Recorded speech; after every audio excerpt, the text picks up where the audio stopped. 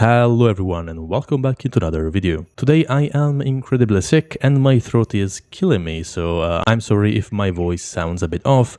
I just wanted to make a video because I haven't made one in a while, mostly because, you know, festivities and family and stuff happened, so yeah, now here we are. Also, Happy New Year. I hope your year started better than mine and you're not sick like me because, yeah, that just sucks. Anyways, we are here today in Warframe for a tier list, the first tier list of the year. And, well, there might be some errors and stuff because that's just my way of making a tier list and it only has my opinions. If you don't like them, just say you don't like it. There's no need to be rude or anything. It's just opinions. They do not hurt you, and if they hurt you, I'm sorry for that. Anyways, we're going to be ranking each Warframe based on 3 criteria, and those are survivability, ability to kill enemies, because that's the most important thing in Warframe, and finally any extra support or crowd control ability they have will be also ranked, because sometimes crowd control will save your life. And each Warframe will get 1 to 3 stars in each of those criteria, and depending on how many stars they get, they'll rank higher or lower on the tier list. I'm going to spend about 30-ish seconds on each Warframe because my throat cannot take more than that. Yeah, let's just get started. I'll go through each Warframe in an alphabetical order, and the number of stars each Warframe gets will be shown down here on the bottom left of your screen. I should be able to edit that, I guess we will see, but yeah, let's start with Ash. Alright, Ash is one of the most interesting and coolest Warframes in the game, because he is pretty much a silent assassin able to kill maps with just one click, especially with his 4.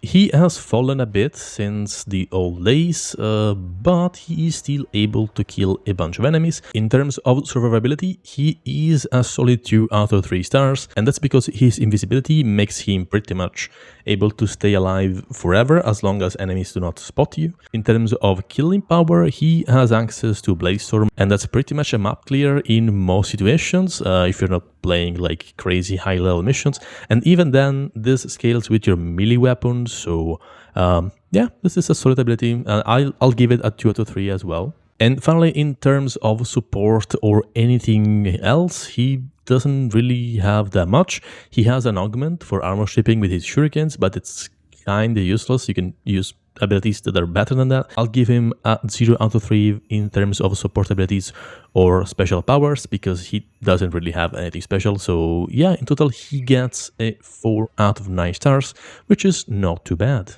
Moving on, we have Atlas, and oh boy, this guy can take some damage. He becomes invincible while using Landslide, so if you can keep using Landslide forever pretty much, you are invulnerable to any damage and you cannot die, but in all other cases you have to rely on shield gating. So yeah, surviving with Atlas is going to be a bit difficult, so I'll give him a 1 out of 3, just because if you can stay in Landslide, you are invulnerable to damage, and yeah, that's pretty much it. Moving on to killing abilities, he also has fallen quite a lot. His punches can kill enemies very fast, but you have to spam his 3 as well to make them more vulnerable to damage. You also need to have a very strong stat stick with a lot of impact damage. And yeah, that just isn't that great anymore. But yeah, he's not that great at killing enemies, so I'll give him a 1 out of 3 just because, again, his punches do deal a lot of damage. And finally, support abilities or special powers, he doesn't really have anything other than Petrify, having an augment that makes enemies drop more loot. He gets 1 star there, I guess, for this reason. But yeah, he is definitely not that strong a Warframe, so he gets 3 stars out of 9 in total. Then we have Banshee, and this girl is known for being very squishy, so she gets a 0 out of 3 stars, and that's because she at base does not have any way to really survive in missions, so there's that. But you can give her any kind of helmet invisibility, which allows her to survive a lot longer. That's great, and also that's the only way to keep her alive, I guess. Moving to the killing ability, she is definitely a 2 out of 3 because Sonar can be spread to other enemies with the augment. And in terms of special powers, she gets a 2 stars because of Sonar.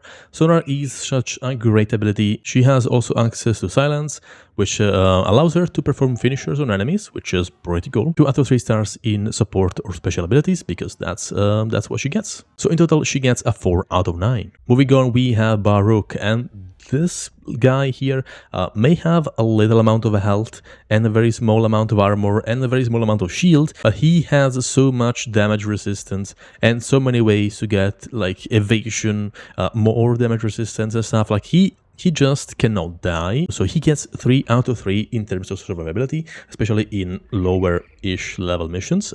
In high-level missions, you might get one-shot, that can happen, but you still have your shield gate. In terms of killing power, he gets a 2 out of 3, and that's because Citrine Storm it's a great, amazing, exalted weapon, but he is limited at melee range, so he cannot map clear. You have to move around quite a lot, so 2 out of 3 stars, I think it's okay. And yeah, he's overall a very solid Warframe, so yeah, 2 out of 3, that's pretty good. Moving on to support or special powers, I kinda want to give him 1. It's probably a bit controversial, but yeah, I don't think he has that much support or special powers, so yeah, there we go. Moving on, we have Caliban, and this Warframe recently received some nice changes to his kit, very much needed because he was just bad. Now he is alright.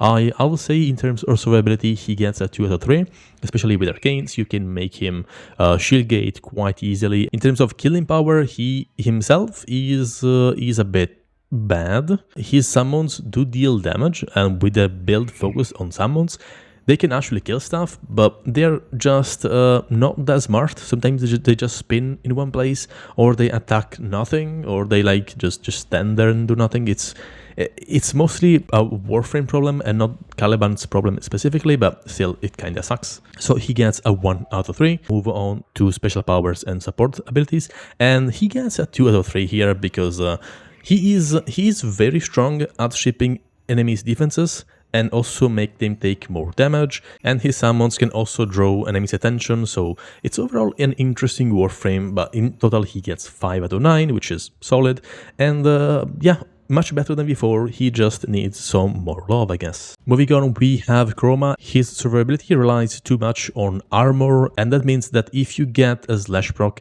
that's just gonna straight up kill you. So he gets a 1 out of 3 in terms of survivability, because in high level missions you're still gonna get deleted. Even with like 3000 armor, you're not gonna survive that long. So yeah, he just needs some changes, I guess. Moving to the killing part, he has access to a very strong damage multiplier of like 1000 with the right build. So yeah, he can kill stuff very easily, so he gets 2 out of 3 right there. And he is a great weapon platform, so if you have a good weapon, he's gonna kill enemies faster. Then we have support and special powers, and he has, I guess he's 4 that can make enemies drop more credits, which is only useful in some very niche scenarios, but it's a cool ability, so he gets a 1 star there.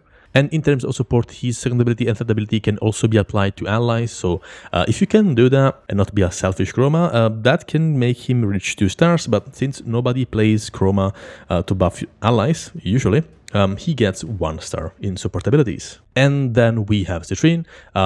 This Warframe is one of the best Warframes in the game. In terms of survivability, she has access to 90% damage reduction for free, pretty much. You just have to kill enemies, or your allies can kill enemies, and you still get more and more damage reduction. She has passive healing, so you can also heal yourself and your allies. So in survivability, she gets a 2 out of 3. She is not immortal, but she can survive for a very, very long time. Moving to the killing power, she has access to Prismatic Gem that can apply all base elemental damages in the game with a very high status chance at base. Then she has her 4 that allows her to hit red crits, which is pretty cool, so she gets a 2 out of 3. Moving to support and special powers, she gets a 3 out of 3 because again, she can apply multiple statuses. She gives everyone 90% damage reduction.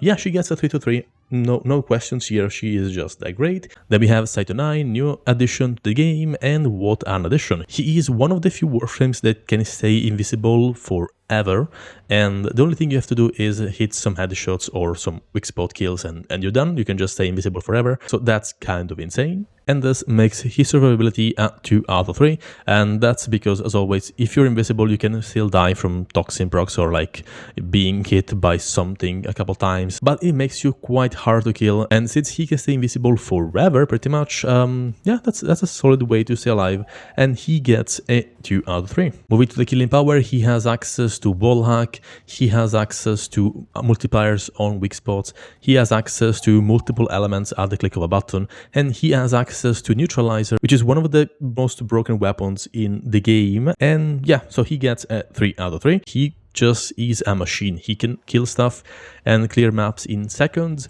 and he can do that while sitting in a corner and watching like animes on the side. Like it's just broken, so he gets 3 out of 3. Moving to the special powers and support skill, he doesn't really have that much for your teammates, but he is a very strong Warframe himself, so he gets a 1 out of 3.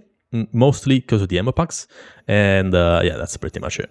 And then we have the Dagath. I honestly do not play this Warframe that much. In my opinion, I think her survivability is alright, because her 3 makes her immortal. But yeah, overall, she gets a 3 out of 3 just because she can escape that every 25 seconds, and that is just broken. Moving on to the killing power, she can clear maps at the press of a button, and so that's pretty strong. I will give her a 2 out of 3. Again, I do not play this Warframe that much, so I might be wrong on some of these points I'm giving, but I just want to be a bit more generous since I do not really play her that much. And moving to supports and special powers, she doesn't really have anything that special, so she gets a 1. I just think her kit is a bit boring, in my opinion, so yeah, that's pretty much it. Moving on, we have Dante, and oh my god, this mage is broken. He has access to infinite amount of overguard, so his survivability is 3 out of 3. Yeah, he just is not able to die. In terms of killing power, he has access to multiple summons, and he has access to an exalted weapon, the Noctua, which can also deal some very solid damage. So yeah, he gets a 3 out of 3. Incredible, I know. The only sad thing is that his AoE map clear has a line of sight, which is very boring. DE, can we please get back our new king for Warframe, please? But other than that, yeah, he is really strong, and even with that line of sight requirement, he still gets a 3 out of 3. Moving to support and special powers, he can give overguard to pretty much anybody. Basically, if you have a Dante in your team, you will not be able to die ever, pretty much, so that's already very strong. He can also give allies some like book companions to their sides. They can also shoot and deal some damage, so that's pretty cool. And yeah, like that is very strong by itself. Like that is insanely strong. He also has a very cool special power, which is enemies killed by Noctua, his exalted tome, have a 50% chance on being fully scanned when you kill them. So that's a very cool little thing. So you guessed it, he gets 3 stars in special powers because he's just that good. So he gets 9 out of 9, and he enters the god tier because he is just that strong. Alright, now we have Ember. She is one of the few frames that has lore, like in here in the tab, but yeah, that's cool. And she is okay.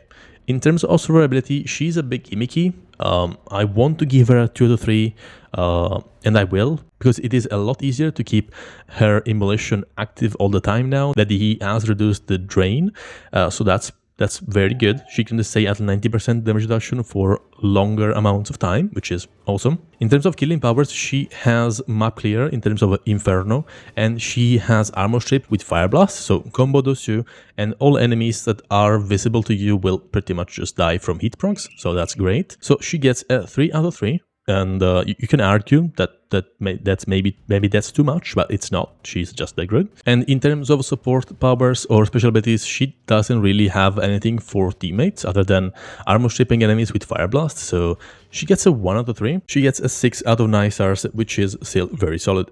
Okay, now we have Equinox, and this is a very interesting Warframe. It has 2 forms, night and day. In terms of survivability, the night form is a lot more focused on that than the day form.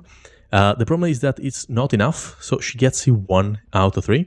She's able to restore a lot of shields with 4 in night form, but that's really not that great. And moving to killing power, she is a 3 out of 3, especially if you use the day form, because that has infinite scaling damage and it goes through walls and it deals slash damage, so you can map clear everything unless it has overguard. So yeah, easy 3 out of 3. Moving to special powers and supports, she also gets a 3 out of 3. She can give everyone in the team like 80% more power strength with the augment.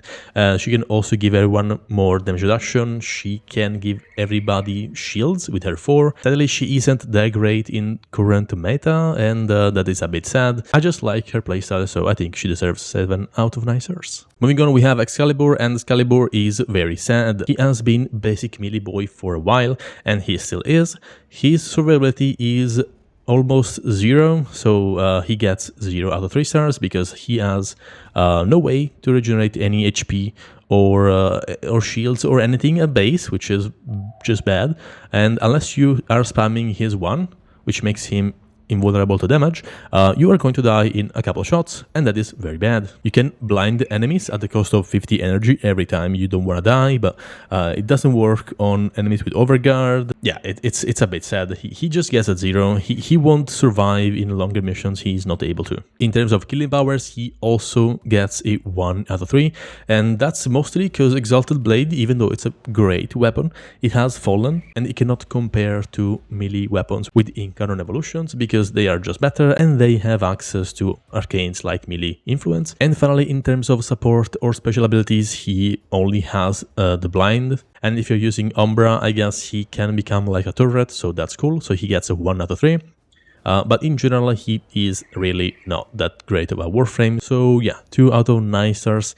I think it's more than enough for him. Moving on, we have Frost, and this Warframe just keeps on getting stronger, because he can generate massive amounts of overguard, so that's pretty cool. He has also access to a lot of crit stats through augments, so that is very strong. And he can also crowd control enemies because he can freeze them, so yeah, just very strong. In terms of survivability, I think it's safe to say he deserves a 3 out of 3. And in terms of killing powers, since he can armor strip for free with his 4, and he can also get a lot of crit chance for his weapons with an augment, I think it's safe to say he deserves at least a 2 out of 3. And in terms of special powers and support abilities, he can give overguard to everyone in the team with his augment, so that's just very solid. He can also armor strip, and since he can also crowd control by freezing enemies, it's a 3 out of 3. Then we have Gara, and Gara has not received any huge changes this year. She was Glass Warframe and she still is Glass Warframe.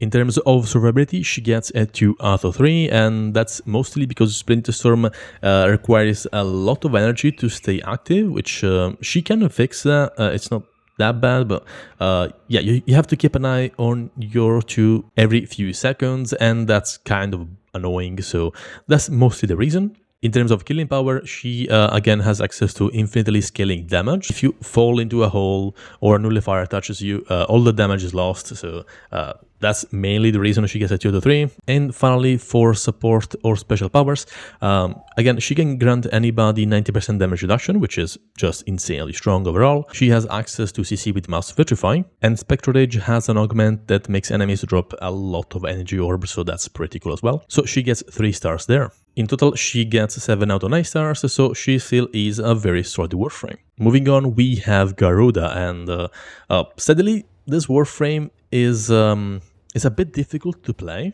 You can definitely use her. The problem is that her survivability relies too much on your 1 being active and pretty much avoiding all damage with your mirror, which is hard, so I'm going to give her a 1 out of 3, mostly because of that. She's not as brain dead as their Warframes. In terms of killing power, I think she deserves a 2 out of 3. She cannot really map clear unless you're using Wisp's helmet ability, and even that requires a very long amount of time, so yeah, 2 out of 3, I think it's more than enough, because she she has access to an infinite amount of damage with her 1, and that damage can be dealt in the form of slash damage by debuffing enemies with her Seeking Talons, so that's pretty cool. Moving to support or special abilities, she can drop down Blood Altars that will restore your allies' HP for pretty much free, which is very cool. They also have a very huge radius. And in terms of special abilities, she has access to her special talons if she's not using any melee weapons, so that's kinda cool. Also, her fourth ability, as we said, makes enemies take slash damage from any source.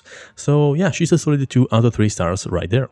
In total, she gets a 5 out of 9, which I think it's okay. It's just that her kit is a bit difficult to play with, but it's definitely a thing you can use. All right, we have the god himself, Gauss here, and he just won't die ever.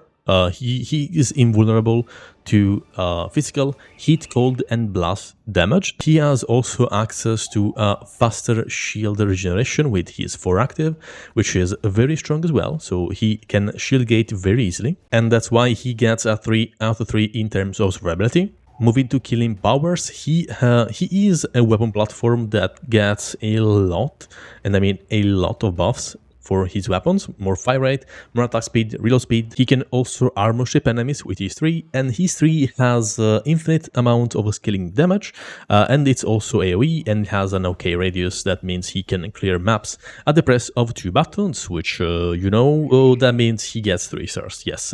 In terms of support, he is not built for that, but he can armor ship enemies, so that's pretty cool. And if you're using the augment for his thermal thunder, he can also give all allies more blast damage, but since he is Gauss and he is my main Warframe, my favorite Warframe and everything, he gets 9 out of 9 stars. I don't care about the tier list anymore. He deserves 9 out of 9 stars just because he is so much fun to play. On the contrary, we have Grandel, which is a Warframe that I don't really like to play, but it doesn't matter. He is very good at surviving, mostly because he has access to shields, a very small amount of shields in fact, and that means he can restore them to full in seconds. You can also combo this with catalyzing shields, and he is able to shield gate pretty much anything in the game, while also having access to a lot of HP and a lot of base armor. So for survivability, he gets a 2 out of 3, but that can move to 3 out of 3 depending on how good you are at playing him. In terms of killing, he is not as good as other Warframes, so he gets 2 out of 3, and that's because of the limitations he now has. His rework was nice, and he definitely is still able to almost map clear with Toxin procs. Moving to special powers and support skills, he gets a 3, and that's because of Nourish. More energy multiplier for all your allies, plus a ton of viral damage. It's just so good to have. So in total, he gets 8 stars. Then we have Gyre, and this is a very fun Warframe to play. For survivability, she gets a 2 out of 3, but that can drop to a 1 out of 3 if you're not that used to her playstyle. Moving to the killing power, she gets a 3 out of 3, and that's because of her special passive that makes her abilities able to deal critical damage. Anything that is in range will just die. Moving to special powers and support skills, she doesn't really have anything that reminds me of support skills, but she can group enemies with her Coil Horizon, I guess. She can apply a lot of electricity if you need electricity on your enemies for some reason. So she gets a 1 out of 3. She's not a great support, she's more of a DPS, so yeah, 1 out of 3, I think it's more than enough. Moving on, we have Harrow, the scariest Warframe in the game. In terms of survivability, this Warframe is at 2 out of 3. I think it's easy to survive if you can spam his 1 and keep on killing enemies very, very fast. He has also access to invulnerability with his 4 for a few seconds. So if played correctly, you can survive pretty much forever. Moving to killing power, he is mostly a single target nuker. He's able to delete enemies with headshots, so that's pretty cool. And that means it takes a while for him to clear maps, so he gets a 1 out of 3. I know it's pretty sad, but he is very slow at killing enemies in current meta. But moving to support or special powers, he has full invulnerability for the whole team, plus a massive boost to crit chance, especially on headshots. He can give everyone an infinite amount of energy, which is very strong. Overall, a very interesting Warframe. I think he deserves 3 stars for support because of that. Alright, we then have Mommy Hildryn. Some people really like this Warframe. I know a certain YouTuber that really does love this Warframe, and I cannot blame them. Hildryn really is beautiful and she is so very fun to play, especially with the new mods and with the new changes to her playstyle, because she is a lot more mobile than before. In terms of survivability, she gets a 3 out of 3 because it's really hard for her to just be deleted unless you get like hit by a toxin proc, which can happen, I guess. Other than that, she has access to infinite amount of shield with pillage, and in terms of killing power, she has access to Age Storm and her one, which is Balefire, this insanely strong explosive launcher secondary pistol thing. So she gets a 2 out of 3 right there because she still has to move around and aim at enemies. She cannot just map clear the whole thing. And in terms of special power and support abilities, she has access to Haven, which can boost allies' shields, and also Pillage that can strip enemies' defenses. So that's very strong by itself. She has also access to Edge Storm that can make enemies drop energy orbs as long as they take damage from those energy pillars she summons beneath them. So yeah, she gets a 3 stars. She's a very good mix of DPS and support. So in total, she gets 8 stars out of 9, and yeah, she just deserves it. She's just strong. Moving on, we have Hydroid, and after his rework, I haven't really played him that much, so I'm not sure exactly how his kit works, so I'm not exactly able to rank this Warframe. I want to give him 6 stars just to stay neutral, so he gets 6 stars, but I really have to spend more time playing with this Warframe, so if you have any builds recommendations, leave them in the comments. I really want to play as Hydroid and see how good he can be. Alright, we reached the Sand God himself, Inaros, and Inaros hasn't really changed that much. His rework was nice, and he definitely feels a lot more of a balanced Warframe. In terms of survivability, he gets a 2 out of 3 just because he has a massive amount of health and he can survive most of the stuff in the base game, but not having access to overguard or shields or anything else. If you go above level 400, you can still get one-shotted sometimes from some enemies, so yeah, not really the most survivable Warframe, but for general gameplay, he is just the most brain-dead one. Moving to killing power, if you combo Sandstorm with a great melee weapon, you are able to kill enemies very fast while also grouping them, so that's pretty cool. And you're also invincible for the whole duration of the ability, so that's just great. But that really depends on the weapon you are using, so I'm only able to give him a 2 out of 3 because he has to run around a lot to kill enemies and he cannot just map clear. Moving to support or special powers, he has access to Sand Cats. And that's kind of cute, and he also can group up enemies, so that's interesting. He also can spread a lot of corrosive with his 4, and yeah, that's pretty much it. He doesn't really do that much for teammates. You can also open enemies to finishers with his 1, which is an additional thing, I guess, so he gets 2 stars in special powers and support abilities. Alright, and that's going to be it for part 1, because otherwise this video will last over an hour, and I don't want that. Also, I kind of want to get some feedback on the tier list, and yeah, just let me know what you think of how I ranked each Warframe, if you think there should be some improvements, if you want to change some of the positionings. This is all up to you. I kind of want to build this with you viewers, so if you want to give some feedbacks, do it in the comments, and there's going to be time for me at least to edit the tier list until I release part 2. So if you want to change some stuff, yeah, let's just do that. I will now leave on the right side of the screen the full tier list, so you can see all the tiers we have done so far. And yeah, if you want to change something, let me know. And that's gonna be it for today's video. So if you enjoyed it, leave a like and subscribe for part 2, and also for more content, and also to not hear me with this sick voice. Yeah, see you in the next one. Bye bye.